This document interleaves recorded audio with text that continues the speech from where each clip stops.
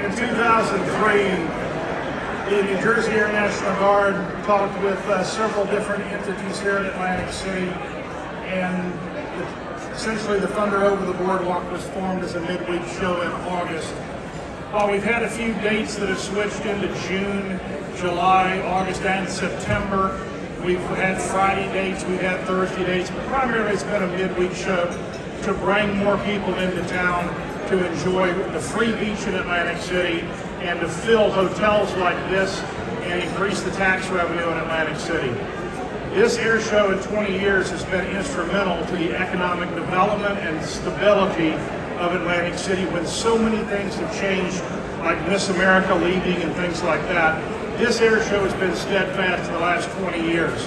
I want to thank the Greater Atlantic City Chamber for having the fortitude to maintain this and this drive throughout the entire year, and we're looking forward to 2024 at this venue. Schultz Airshow started our air show season in mid-March at Naval Air Station Point Mugu, California. This year we had the opportunity, along with last year at Dover Air Force Base, to have both the Blue Angels and the Thunderbirds at the same venue. It's an honor to get one team, much less to get two teams.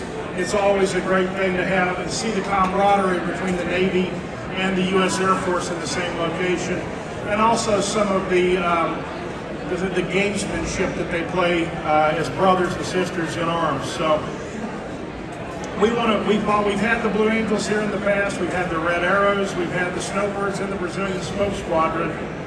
This has primarily always been a U.S. Air Force Thunderbird show, and we're hoping that it continues to be a U.S. Air Force Thunderbird show into the future.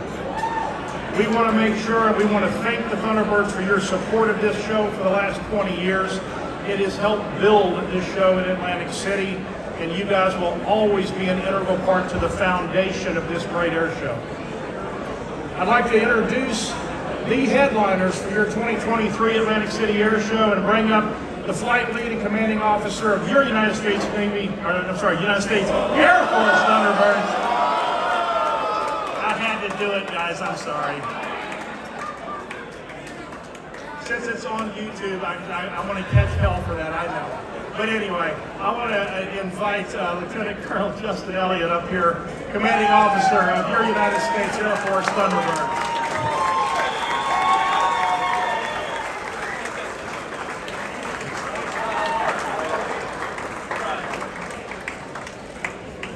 Okay, before we get started with introductions, I actually want to bring Michael Shea back up here to hand this litho off. You can come up, please.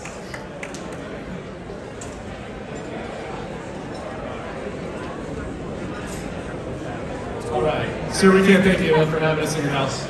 This is important. This is an important avenue, for us to connect with the American population. So I wanted to hand you the 70th anniversary litho from the Thunderbirds.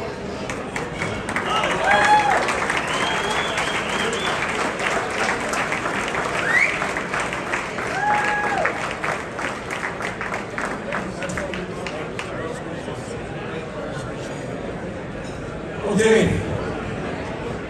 this is a very rare opportunity for us to get to actually meet the team members of the United States Air Force Thunderbirds. So I'm actually going to have number 2 through 12, the officers, come on up, please.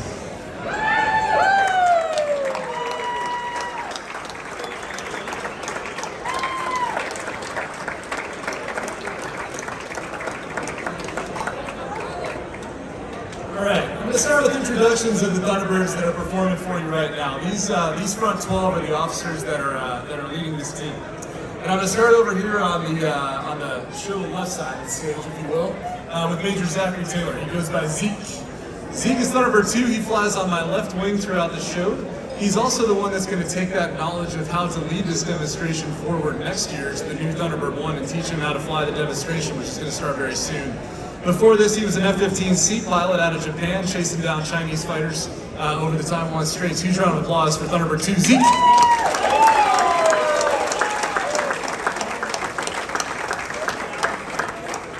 Right next to him, you got Thunderbird 3, Major Jacob Pellizzeri. He goes by Primo. Primo is Thunderbird 3. He flies on the right-hand side of the formation. Last year, he was our narrator. Now he's our Thunderbird 3, and next year, he'll be our slot pilot, which is that key position and instructor role for the demonstration. He is a core F-16 pilot. He actually used to be the PAC-F demo pilot for the F-16. Huge round of applause for Primo.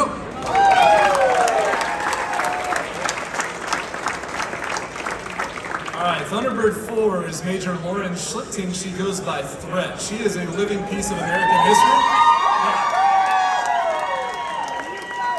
Threat is, that's a very valid set of applause. Threat is the first female slot pilot in the history of our 7 years now. Now, just so we don't get that confused with the Blue Angels, who have their first female pilot on the team in general this year, the Thunderbirds have actually been flying females for about 20 years.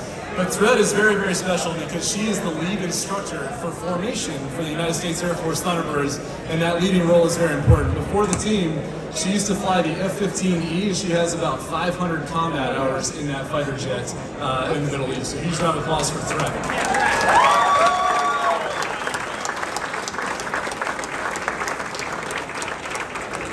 Our other lead instructor is right next to Threat. Thunderbird 5 is Major Daniel Katz. He goes by Thunder. Thunder's our lead solo. He's the instructor for the solo formation. He leads that around, and he also is responsible for the maximum performance of the aircraft. Huge round of applause for Thunder.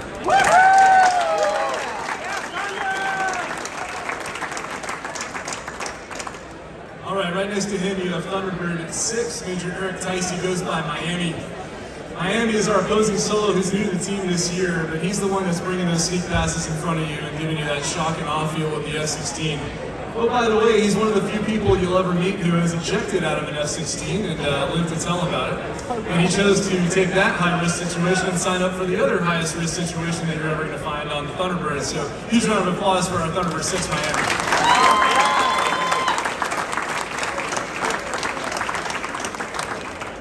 Now, if I isolate those 6 that I just introduced to you, including myself, we are the demonstration pilots for the team. We're what we affectionately refer to as the show ponies, which means we get to eat our glittered oats and have a lot of fun and get out there and fly. But the team is so much deeper than that. And when I introduce Thunderbirds 7 through 12, I want you to pay attention to how this massive operation actually happens across the United States in 2 different cities every single week. I'm going to start by introducing Lieutenant Colonel Taylor White. He goes by Flash. He is Thunderbird 7. He is second in command of the Thunderbirds.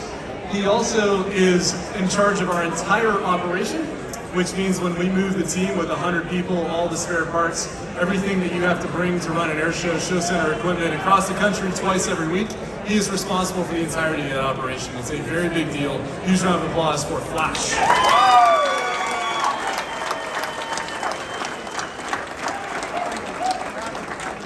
Thunderbird 8 is Major Jeffrey Downey. He goes by Simmer.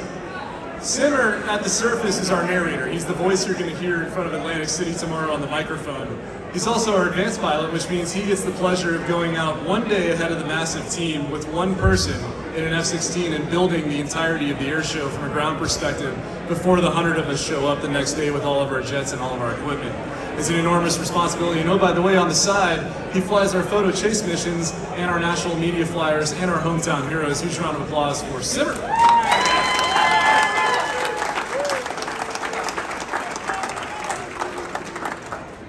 All right, Thunderbird 9, Major Travis Grindstaff. He goes by Angry. He's the least angry person you're ever going to meet. Look at his face. You see it? All right.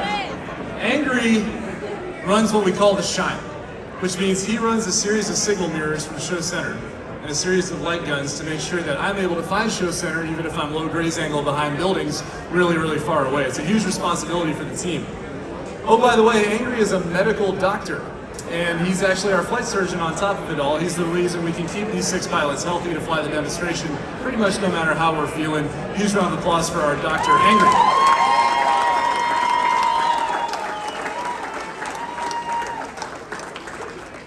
Thunderbird 11 is Major Bobby Gula. He goes by Swag. He is our maintenance officer. You will see him on the flight line with his signature swagger. He's responsible for the entirety of the maintenance team on the Thunderbirds, which is about 75 people, by the way. He's responsible for taking 7 jets, for those of you that understand fighter maintenance, flying them across the country to an unsupported location, and making sure we can fly every single one of them twice the very next day, and then do that throughout the weekend before we take the fleet back home on Monday. Enormous responsibility. Huge round of applause for Thunderbird 11.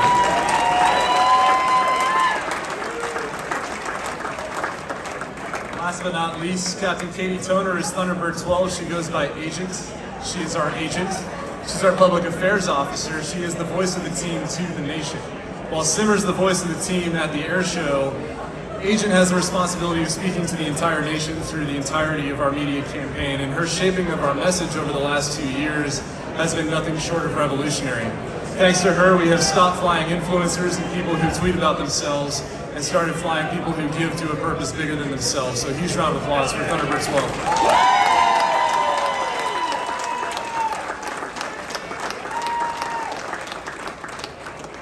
I'll make this exceedingly brief given the crowd. This is our 70th anniversary. And on the 70th anniversary, I think it's important to take just a second to step back in history and understand how important this demonstration is. And to do that, I gotta go back to 1946. As Dave said, US Navy Thunderbirds, not quite. But the first demonstration squadron in the United States was actually our US Navy Blue Angels. They were founded in 1946. Why? Well, because in 1947, something new was about to happen, and it was called the United States Air Force. The Navy had to build a recruiting arm for their aviation wing. They were afraid of losing that to the U.S. Air Force. That's why when you look at the Blue Angels today, still to this day, they are painted blue and gold. They are Navy colors. They have U.S. Navy in giant letters across the bottom of their wings. They are there to recruit for the U.S. Navy. It's a very important purpose for the country. In 1953, the Thunderbirds were founded. It's a very different purpose. The Air Force didn't have a recruiting problem, but the American population had a bit of a trust problem with its institutions in the middle of the Korean War. And so very deliberately, the Thunderbirds were painted not blue and silver, not Air Force colors, but red, white, and blue. A team not meant to recruit, but to inspire, to bond the American population to its military in even the darkest of times, the times when challenge of trust between the population and the military are at its lowest. If you look throughout history, you can find several of those waves of culture, from 1979's crisis of confidence all the way through 2020's pandemic and beyond. It's a divided time. This team is here to unite the country in the most divided of times and to demonstrate that beacon of excellence in the name of service to something bigger than ourselves. That's what we've done since 1953, and we're here to do it for you here at Atlantic City. So thank you everybody for having us in your house for a little while and enjoy your time.